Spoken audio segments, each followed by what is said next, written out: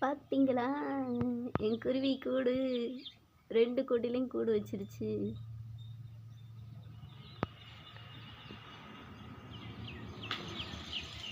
ஏதோ நம்மளால முடிஞ்சது.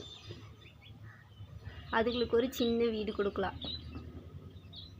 அதோட இனப்பெருக்கம் வந்து பெருகட்டுமே.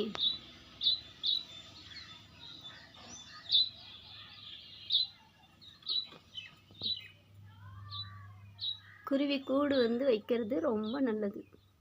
ஒரு வீட்டிலே ஒரு சின்ன அட்டைப்பெட்டி இருந்தால் போதும்.